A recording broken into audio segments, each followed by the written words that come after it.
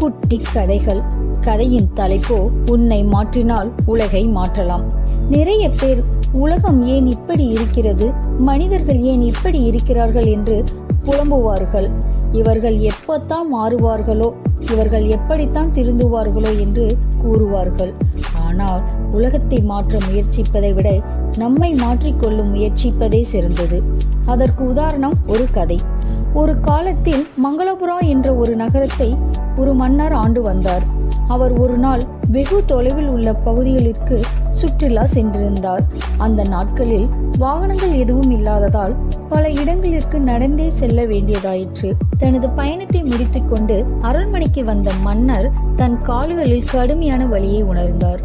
இதுதான் அவர் அதிக தூரம் நடந்து சென்ற முதல் பயணம் என்பதாலும், அவர் சென்று வந்த பகுதிகள் பல கரடு முரடாக இருந்ததாலும் காலின் வலியை அவரால் தாங்க முடியவில்லை. இந்த நிலையில் மன்னர் ஒரு ஆணையிட்டார். இந்த நகரம் முழுவதும் உள்ள அனைத்து சாலைகளையும் விலங்குகளின் தோலை கொண்டு பரப்பிட வேண்டும் என்று ஆணையிட்டார். இதனை நிறைவேற்றுவதற்கு ஏராளமான விலங்குகளை கொல்ல வேண்டி வருமே, மேலும் இதற்கு ஏராளமான பணம் செலவாகும் என்பதை எல்லோரும் தெரியும்.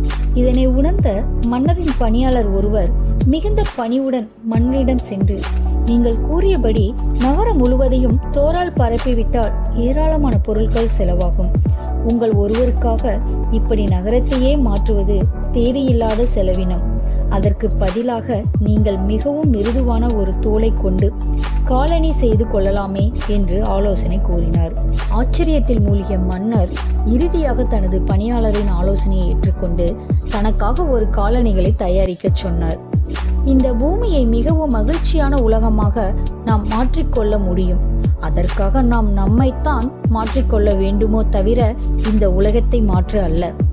இந்த ஸ்டோரி உங்களுக்கு பிடிச்சிருந்துச்சுன்னா லைக் பண்ணுங்க, ஷேர் பண்ணுங்க, சப்ஸ்கிரைப் பண்ணுங்க. தேங்க்யூ.